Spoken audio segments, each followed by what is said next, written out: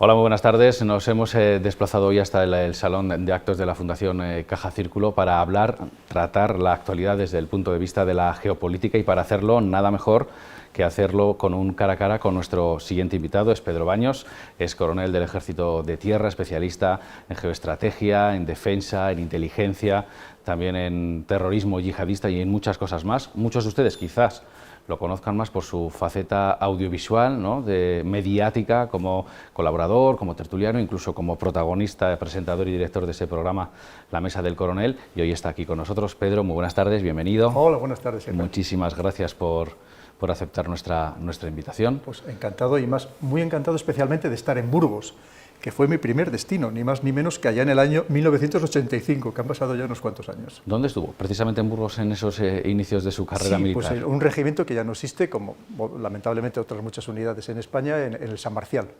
Estamos hablando de un regimiento de infantería que además, lamentablemente, según llegamos, prácticamente a los 9 meses desapareció y se convirtió en el 2º batallón del Garellano 45, con sede en Bilbao. Pero fue muy buena experiencia. Además, he de decir que fue un invierno tremendamente duro, tremendamente duro. Recuerdo perfectamente cuando hice la mudanza el 31 de marzo de 1986. Estaría nevando. Nevando, pero con una muy buena nevada. Y fue un invierno muy duro, y lo digo yo, que soy de León. Eso iba a decir. Eso es verdad, que hay una realidad, que las temperaturas han evolucionado. No hace el frío, desde luego, que hacía ni siquiera hace tan pocos años. Usted es de León, estuvo en Burgos. ¿Cómo llega alguien que empieza en un cuartel de Burgos, que hoy en día no está, porque Burgos ha perdido mucho también, no solo Burgos, sino todo el país? Hay un descenso de número de cuarteles y de militares. Llega a ser el responsable de la geoestrategia del ejército europeo, allí en Estrasburgo. ¿Qué pasos ha habido desde un cuartel de Burgos hasta el centro de Europa?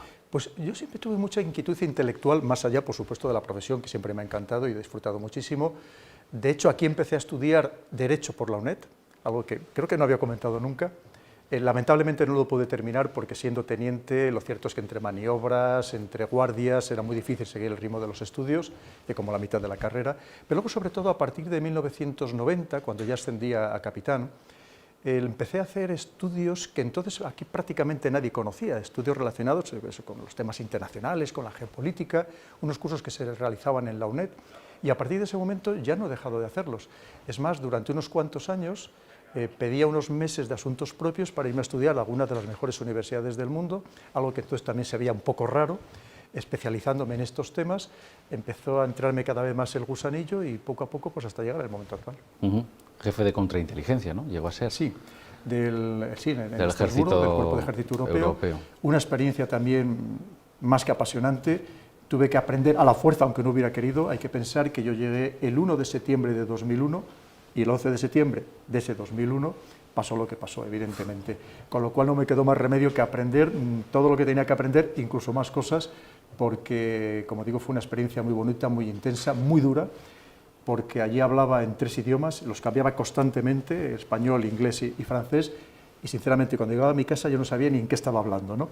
Pero, como digo, fue una experiencia tremendamente intensa, mereció la pena, y a partir de ahí también pues me especialicé todavía mucho más en el ámbito de la inteligencia, con relaciones con prácticamente todos los servicios de Europa. ¿Ahí cambió el mundo o no? Sí, cambió el mundo, pero menos de lo que pensábamos. Es decir, pensábamos que aquello iba a reforzar, en cierto modo, la potencia de Estados Unidos. Es verdad que al principio dio toda esa sensación, pero estamos viendo que después de 20 años, y tenemos el resultado con esta salida tan precipitada o mal gestionada, con una estrategia nefasta de Afganistán, que desde luego ha significado pues un descrédito para Estados Unidos y una pérdida, en cierto modo, de credibilidad en todo el mundo. O sea, que aquello que pensábamos que iba a reforzar ese poder clarísimamente que Estados Unidos tenía, una vez sobre todo que le había desaparecido su gran enemigo en 1991, que era la Unión Soviética, con la que se había estado repartiendo el mundo, y en cambio vemos que creo que no lo ha sabido aprovechar, o por lo menos también es verdad porque le han salido otros contrincantes muy importantes que, en cierto modo, le están superando en muchos ámbitos. Ahora hablaremos de ese nuevo actor internacional, ¿no?, que ha emergido con fuerza en los últimos años. Hace 30 años comenzaba también la guerra de los Balcanes, si no me equivoco, usted también, como muchísimos de los militares de nuestro país, estuvo por allí, bien en Bosnia, bien en Croacia. Sí. ¿Qué recuerdos tiene de esa guerra muy cercana, actual, muy cruenta, y aquí no es que al lado de la esquina, sino, vamos, a pocos kilómetros de Italia, por decirlo de alguna manera. Pues muchísimas lecciones y preocupantes sobre todo por lo que está pasando en otros países también europeos y también desarrollados. Efectivamente, yo hice 3 misiones, una misión de observador militar de Naciones Unidas, otra misión de la OTAN, otra misión de la Unión Europea, pero sobre todo la primera que realicé, eso como observador militar, con lo tanto iba a observar donde había las matanzas, donde había los combates, y todavía se me ponen hasta los pelos de punta de las cosas que llegué a ver. Estamos hablando de los años 94-95 en plena conflictividad, en plenos ataques. Lo primero que tenemos que entender es que efectivamente eran gente como nosotros, que la política les llevó a un enfrentamiento intestino, claro, hay que decirlo, chicos que en muchos casos habían crecido en el mismo barrio, eran de la misma pandilla, habían sido amigos y en cambio vemos cómo los políticos consiguieron exacerbarles de tal manera, enfrentarles de tal modo que llegaran a matarse entre ellos. Esa tensión que se fue regando poco a poco. Efectivamente, ¿no? Cuando llegó la religión, en la época de Tito, era algo que se mantenía en los domicilios, que no tenía una relevancia, no una relevancia social, no era algo aparente. Como digo, eran amigos que eran de la misma pandilla y en cambio cómo se les enfrentó eso, los croatas porque eran católicos, con los musulmanes, con los serbios, ortodoxos, en fin. Eso, ojalá aprendamos esa lección, que además una vez que se prende la chispa de la violencia, qué difícil es apagarla, porque entran los revanchismos, los odios, los enfrentamientos, ya digo, absolutamente viscerales, se pierde la razón completamente. Y es cierto que personas que, como digo, que eran como nosotros, era un país que en cierto modo parte de ese país estaba muy relacionado con el resto de Europa, que era donde salían las mercancías que allí producían, y en cambio qué fácil es convertirnos en verdaderas bestias, las personas, los seres humanos, cuando nos ponen en estas circunstancias. Ojalá aprendamos esa lección y no dejemos que nunca los políticos nos arrastren a estas circunstancias. ¿Ves signos en la actualidad, en algunos lugares, que puedan, en una fase inicial, encaminarnos hacia una cosa parecida? Pues es que estamos viviendo un momento muy preocupante, Israel. Estamos viendo un momento de cómo se están polarizando las sociedades, incluso en los países democráticos, tanto que presumimos de valores y principios, que ojalá de verdad los cumpliéramos, cómo nos están polarizando, cómo nos están cada vez más enfrentando. Y como digo, hay veces que solamente falta una pequeña chispa para que esto prenda y nos metamos a fondo en el pozo de la violencia. Ojalá, como digo, no nos dejemos arrastrar, al contrario, lo que tenemos que hacer, ojalá aprendamos de esas lecciones y cada vez nos hermanemos mucho más y seamos mucho más tolerantes y mucho más solidarios los unos con los otros. Pedro, como analista, ha escrito 3 libros en poco tiempo, en 4 años más o menos, si no me equivoco, con mucho éxito, también con polémica. Los títulos los quiero decir para no equivocarme. Así se domina el mundo mundial, el dominio mundial y el dominio mental. Si los analizamos así, sí, vemos que hay una palabra, un verbo, dominar, ¿no?, que es el que marca el paso de la actualidad, sí, o de la humanidad en general. Antes hablábamos, Israel, de geopolítica. Es que la geopolítica actual tiene poco que ver, todavía tiene que ver, pero poco que ver con la geopolítica originaria de finales del siglo XIX, básicamente limitada al ámbito geográfico, esa relación entre la política internacional y la geografía, incluso la política nacional y la geografía. Hoy en día estamos hablando de verdadero geopoder, de cómo intentar, le pondría una G mayúscula a esa geopolítica, de cómo intentan dominar ya todo el planeta, porque una de las características de nuestro tiempo es esta absoluta hiperconexión, y cómo intentan dominar a todo el planeta con estrategias o con instrumentos que en algunos casos son novedosos. Lo que no cambia son las ambiciones humanas, son las pasiones de intentar imponerse al prójimo, de subyugar al prójimo, de imponerle la voluntad a los demás. Pero vemos que los instrumentos son diferentes, entre otras cosas, por todo lo que permite la tecnología. Podemos decir que del siglo XX al siglo XXI los instintos, los objetivos son similares, pero sí que han cambiado los medios y sobre todo la velocidad, ¿no? Absolutamente. Antes tardaba muchísimo tiempo, claro, en generarse un imperio y en caer, y ahora todo es muy rápido, ¿no? Muy rápido. Por eso cada vez es más difícil hacer un pronóstico, incluso para los que llevamos para muchos tomar años, decisiones es muy complicado, ¿no? Porque tienes el cronómetro muy puesto. Complicado. Por eso hay algo muy importante, que es tener una mente muy flexible, muy adaptativa a los cambios que efectivamente se van a producir y cada vez efectivamente mucho más rápido. Mira, hemos hablado de unas características de nuestro tiempo, que es esa hiperconectividad, pero no debemos olvidar otras características. Una de esas es la inmediatez. Como pasemos mucho tiempo sin contestar al WhatsApp, ya nos van a preguntar, ¿te ha pasado algo? ¿Has tenido un accidente? No, que simplemente que estaba haciendo otra cosa. Y otra de ellas, sin lugar a dudas, lo hemos comentado, es la aceleración de acontecimientos. Es increíble. Ahora mismo hay veces que lo que digo por la mañana es que ya no me sirve para por la tarde, tengo que estar absolutamente y permanentemente actualizándome, porque si no me quedo descolocado. Es decir, para que veamos, ¿qué puede pasar dentro de un año? Dentro de una semana, no lo sabemos. Y más ahora mismo que se están juntando muchas circunstancias muy extrañas, Israel, que nunca habían pasado y que no sabemos exactamente cuál puede ser el porvenir, pero incluso digo a muy corto plazo. Sí, hay un run, ¿no? Podríamos decir. Así es. A partir de la pandemia, yo no sé si se ha multiplicado todo, pero empiezan a suceder cosas extrañas, a la vez coincidencias y casualidades suele haber pocas. Sí, además es que efectivamente se está todo el equilibrio, que siempre es inestable, cada vez se está moviendo más esa inestabilidad. Es verdad que el mundo siempre ha sido volátil, como dices, el mundo VUCA, volátil, incierto, ambiguo, pero es que ahora mismo están pasando cosas que nunca habían pasado. Está, por ejemplo, esta ruptura de la cadena logística, o ralentización al menos de esta cadena logística mundial, que pensábamos que aquello estaba absolutamente aceitado, que iba sobre ruedas, y de repente vemos que no es así. Y se están juntando muchos más factores. Todo el tema de, efectivamente, de vamos a tener gas o no vamos a tener gas, o vamos a tenerlo pero no sabemos a qué precio. Y los suministros. Vamos a tener apagones, vamos a tener productos, e incluso productos de primera necesidad a corto plazo. Se están juntando excesivas circunstancias, como digo, que vamos a ver en qué desemboca todo esto. No sé, Pedro, si vamos a echar de menos la Guerra Fría. Por lo menos estaba todo bien clarito, ¿no? Absolutamente, efectivamente. En la Guerra Fría se conocía, por ejemplo, en el bando occidental conocíamos la doctrina soviética, conocíamos todos sus medios, conocíamos hasta por dónde iban a romper el frente europeo, solamente nos faltaba por saber el día y la hora, todo lo demás lo conocíamos. Es cierto, era inestable en el sentido de que estaba la amenaza, que también hoy en día está de las armas nucleares, y hoy en día está de las armas nucleares y de muchas otras armas, que muchas de ellas conocemos muy poco sobre ellas. Pero efectivamente era relativamente estable, a pesar de todos los conflictos lamentablemente que había en partes del mundo. Pero es que hoy en día es que no sabemos lo que puede pasar una vez más de la noche a la mañana. Afortunadamente todavía estamos en un periodo estable, pero como digo, esa estabilidad cada vez se empieza a desequilibrar mucho más. Es frágil, ¿no? La pandemia ha demostrado un equilibrio que parecía perfecto, de un día para otro las cosas ya no son como eran. Muy interesante, Israel, porque además, curiosamente, ¿a qué nos ha afectado más la pandemia?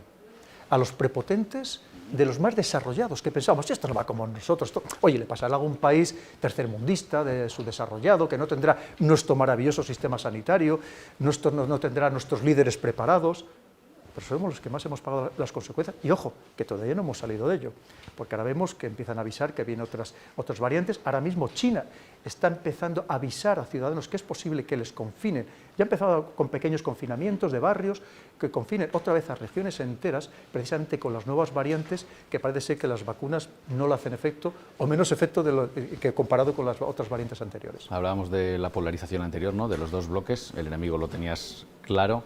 Ahora quizás son más taimados, más desconocidos, sí. No se ve venir. ¿Quiénes son los enemigos ahora? Claro, además, ¿sabes lo que pasa, Israel? Que efectivamente se utilizan instrumentos diferentes. Hoy en día ya la guerra no se pretende hacer con armamento convencional, con carros de combate, con fragatas. Hoy en día la guerra se va a hacer, entre otras cosas, en este campo de batalla privilegiado que es el ciberespacio, con lo fácil o lo relativamente fácil que es cegar completamente un país, privarle precisamente de todo su sistema informático a través de un ciberataque llevado con medios potentes y además también, sobre todo, con instrumentos económicos que permiten subyugar rapidísamente a todo un país. Hablábamos antes de Occidente, ¿no? Somos tan egocéntricos que pensamos que estamos por encima de los demás, que nuestro sistema, las democracias, el estado del bienestar no está en peligro, que lo tenemos todo controlado y quizá es muy equivocada esa visión, ¿no? No solo está en peligro, sino que puede estar hasta en peligro de extinción, porque somos los menos. Absolutamente. Piensa que incluso en la versión más amplia, este mundo occidental, podemos ser 1.100 millones de personas. En el mundo hay casi otros 7.000 millones de personas con ideas completamente diferentes, con aspiraciones absolutamente diferentes, con otros valores y principios que nada tienen que ver con los nuestros, y es más, en el caso concreto de China, que está imponiendo de una manera astuta, civilina, como lo ven ellos, sin llamar la atención, sin levantar suspicacias a muy largo plazo, pero que está intentando imponer un nuevo sistema que nada tiene que ver con la democracia, y además ellos lo dicen abiertamente, pero que ellos están diciendo que al final satisface mejor las necesidades de las personas que la democracia, y donde los ciudadanos no van a tener necesidad de ir a votar y que además se van a sentir menos engañados. En fin, ojito con esto, porque si no espabilamos, si no reforzamos la democracia, si no tenemos dirigentes políticos verdaderamente capaces, honrados y con vocación de servicio real, desde luego corremos el riesgo de perder la democracia tal y como la conocemos. También da la sensación de que organismos como la ONU o la OTAN ya no es lo que era. Si en algún momento han llegado a tener mucha influencia, que tampoco ha sido tanta. También, sobre todo la ONU. Es verdad que al final Naciones Unidas está dominada por los 5 países que son miembros permanentes del Consejo de Seguridad, que son los que manejan todo a su antojo. Es decir, al final las resoluciones, las únicas que son ejecutivas, son mandatorias, son las del Consejo de Seguridad, pero como tienen derecho de veto, al final se actúa donde ellos tienen interés en que se actúe. En lo demás, evidentemente no. Con lo cual siempre ha estado cuestionada, pero es que eso es muy difícil que vaya a cambiar. Los que tienen el poder jamás van a renunciar a él, obviamente. Y es cierto que además en los últimos acontecimientos vemos que Naciones Unidas está prácticamente desaparecida. Y lo vemos en los grandes conflictos, en los grandes escenarios, prácticamente desaparecida. Y OTAN pues está muy cuestionada también, ¿no? De entrada ahora mismo también el desprestigio que ha sufrido junto con Estados Unidos con el tema de Afganistán, que hemos comentado, y no acaba de encontrar su nuevo espacio, porque al final la OTAN también busca su propia supervivencia y por lo tanto busca instrumentos o mecanismos que le permitan continuar como la organización militar que es, ¿no? Y hay que buscar también el enemigo, ¿no? Absolutamente. En para este caso, alinear, claro. Obviamente tiene que ser Rusia, tiene que estar mirando constantemente a Rusia, porque si no, ¿qué enemigo va a tener, no? Cierto es que ese mundo de hoy es China, ya lo ha dicho en varias ocasiones, ¿no? Como la potencia emergente con su nuevo orden mundial que quiere establecer, Estados Unidos, que como todos los imperios intenta aguantar lo máximo posible, y hablaba de Rusia, ¿no? Que tiene ese papel que también le cuesta ceder lo que ha llegado a ser, como Unión Soviética en su momento, y que parece como el que al final puede acabar decidiendo el equilibrio, ¿no? Bien hacia un lado, bien hacia otro. Sobre todo porque los europeos en concreto podremos cometer el gran error al enfrentarnos o al dejarnos enfrentar contra Rusia, que llevemos a Rusia todavía más al bando de China. Y podemos cometer ese gran error, es decir, en vez de acercarnos mucho más a esa Rusia que tiene todo de lo que nosotros carecemos, empezando por la energía, podemos cometer ese gran error. Al final hay que pensar que en Rusia, sobre todo una vez que llega Putin al poder en el año 2000 como presidente, es verdad que un año anterior ya había sido primer ministro bajo la tutela de Yeltsin, pero sobre todo a partir de que es presidente en el año 2000, ha intentado recuperar ellos lo que consideran esa posición que le corresponde a Rusia en el mundo, por pasado histórico, por cultura, por literatura, por territorio, por supuestísimo, 34 veces España, ni más ni menos, más de 17 millones de kilómetros cuadrados, estamos hablando por recursos prácticamente infinitos, encima ahora lo que tiene le va a controlar lo que va a significar el Ártico, que ya empiezan a pasar buques de gran calado, incluso en invierno, en pleno invierno, como ha pasado este invierno pasado, en fin, intenta tener una voz en el mundo, y además de donde le dejan, pues intenta meterse un poquitito, como está haciendo ahora mismo en África, pero ahora mismo el gran problema, el gran debate geopolítico está efectivamente entre Estados Unidos, que se ve como decreciente, que sinceramente no sabe qué hacer para frenar a China. Y ojo, las potencias en esta misma situación a lo largo de la historia se han vuelto siempre muy peligrosas, porque para intentar mantener su posición de predominio, al final, como digo, han intentado cualquier veleidad del tipo que fuera. Y China, es que claro, es que está desarrollándose a tal capacidad en todos los ámbitos, el económico, el tecnológico, por parte de la gran pelea actual, es precisamente la lucha por el predominio tecnológico. El que tiene la tecnología, un poco de lo que vamos a hablar luego, el que tiene la tecnología al final domina el mundo. Y por lo tanto, claro, ahora mismo ese es el gran debate que al final también nos termina por afectar a todos, no tengamos ninguna duda. Mientras tanto, una Unión Europea que sinceramente vamos decreciendo a pasos agigantados, porque mientras China está en fase de construcción, a veces yo me temo si aquí no estamos en fase de construcción, en fase de decaimiento, clarísimamente, o hay veces que incluso casi de autodestrucción. Europa, ¿no? Que Europa. Ni está ni y cada vez pintamos menos y espera. tenemos menor influencia, esa es la realidad. Y el crecimiento de China, ¿hay un techo? ¿Se le ve un techo o encima no hay...? Da la sensación de que todavía puede ir a más, porque el ritmo que ha ido recortando diferencias, incluso a nivel tecnológico, a nivel espacial, es abrumador. No, es que ya ha superado en muchísimos ámbitos a Estados Unidos, en aquello que pensábamos que era el gran dominador. Tenemos el caso del 5G, el 3G fue europeo, fue un desarrollo de Nokia y de Siemens. El 4G, básicamente estadounidenses, de Apple y de Samsung, surcoreano y aliado íntimo de Estados Unidos. Y en cambio llega a China, ¿y dónde estamos ahora mismo? ¿Dónde está Nokia, por ejemplo, en Europa? Para que veamos que ha superado en muchos otros, en casi todos los ámbitos ya claramente al mundo, este mundo occidental, ¿no? Pero claro, el problema es cómo se frena a 1.400 millones de personas con esas ansias de dominio, con esas ansias de comerse el mundo, con esas ansias de progresar y con todo lo que están haciendo desde el punto de vista ideológico, desde el punto de vista económico, de cómo están mejorando el país en todos los ámbitos, es muy difícil frenarles. Y sobre todo con una vocación de trabajo que en cierto modo aquí se está perdiendo, con una vocación de trabajo, con una vocación además de colectividad, que aquí somos mucho más individualistas, en fin, es muy difícil, y sobre todo eso, con esas ansias del que viene desde abajo, que viene con necesidad, ¿no? Que viene con ese ímpetu que da muchas veces, que da el hambre, ¿no?